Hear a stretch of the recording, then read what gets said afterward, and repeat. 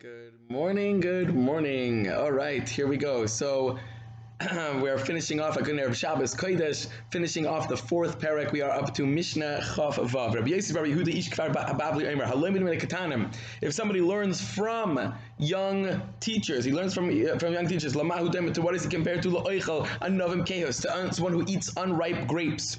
Sour grapes. In other words, the person might be right, but he doesn't have the experience. Even though he's a smart person and he has the Torah, he doesn't have the experience that comes with years of teaching, and he doesn't have the experience that comes with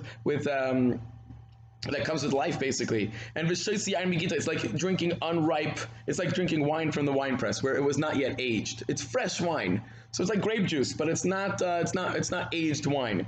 So is it a bad thing? Well, you're not getting the experience of an aged teacher. Somebody who learns from elderly people. What is it compared to? Somebody who ate ripe grapes, and drinks aged, which is good wine.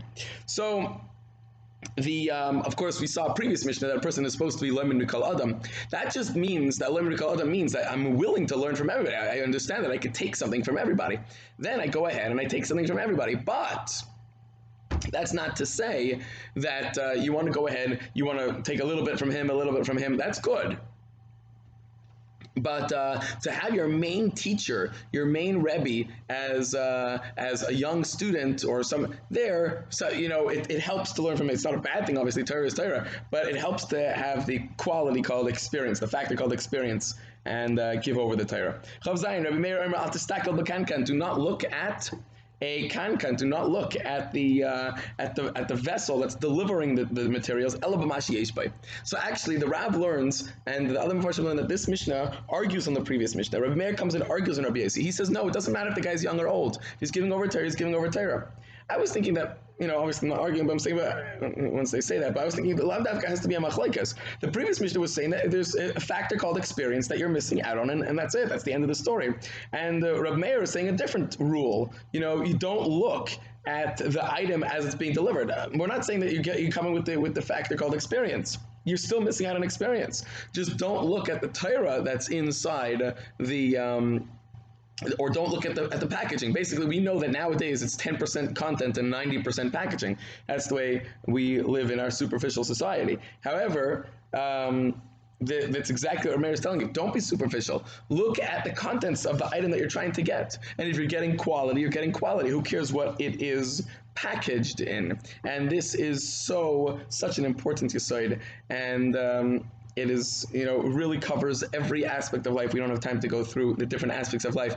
But as with all these Mishnayos, you could really, expound on them hours and hours, and more like internalize them for hours and hours, because a lot of them are fairly simple. It's just living by them is the issue. So don't look at the packaging is the basic idea of this Mishnah. Rather look at the content and appreciate the content for what it is. You could have a new barrel full of aged wine. And you can have an old barrel with nothing in it.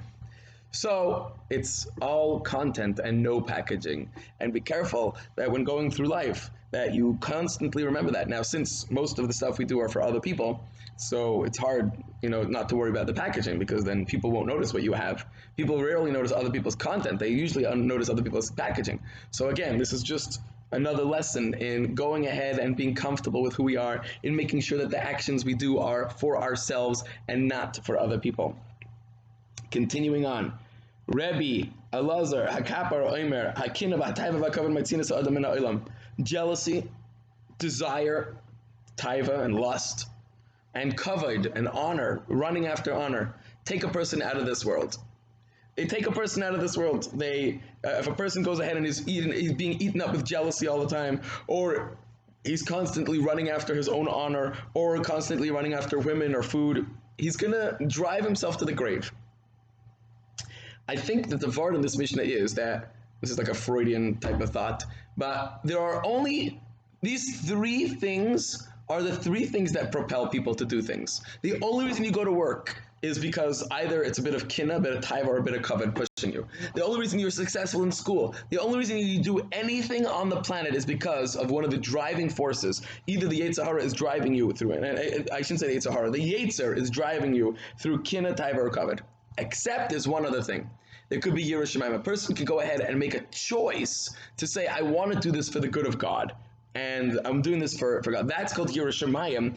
And that's the fourth reason a person would do an action. So you want to know why people go to school and they try to excel? It's because either kina, taiva, or kavod. Either it's because taiva, I have to be normal in the world if I want to eat, if I want to be with women. Kavod, running after people looking at you, or kina, jealousy, you want to be better than the next guy.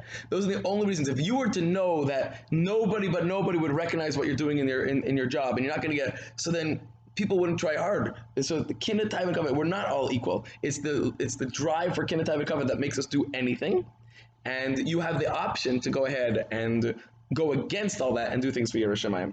I don't know if there's another, powerful force that pushes you that doesn't go under the rubric of kinna, taiva, and kavod. And finally, the Mishnah says, anybody who's born is eventually going to die. And anybody who dies is eventually going to be brought back to life. Those who are alive are going to be brought to jinn, to judgment, leidun. And I'm telling you this Leida, so you should know, you should tell people Livada. Leida, so you should know, and Livada, it should be known, Shehu Kel, Hashem is God, Hu HaYotzer, he's the creator, Hu HaYotzer, he's the fashioner, Hu HaBayri, he's the creator, Hu HaMaven, he's the one who understands things, Hu HaDain, he's the judge, Hu HaEdi, he's the witness, Hu Baldin, he is the prosecutor, Hu Asad Ladan, and he will take you to din. Baruch Hu, She'ein Lefanav Lo Avla, Hashem doesn't have any iniquity, V'lo Shikla, he doesn't forget anything. Any affair that you forgot about, he's going to remember. V'lo Ma'asei Panim, there's no favoritism, V'lo Mikach Sheichet, and there's no bribery taking. So,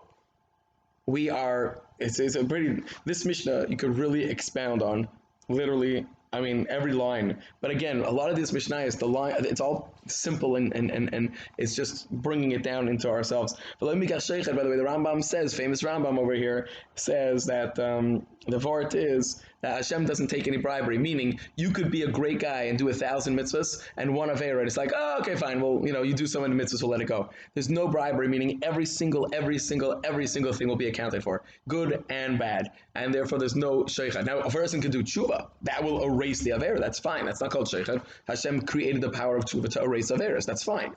But what will happen is that if tshuva is not done, then the Avera has to be paid for, even if the guy is the superest tzaddik in the world. Shakol shalai, everything is v'dash, shakol v'ya cheshbon, everything is done with a cheshbon.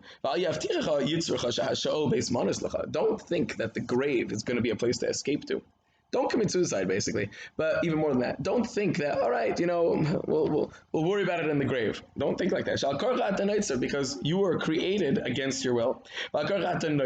You were first created in the womb against your will. You didn't want to come down, like that famous song in the Shamala.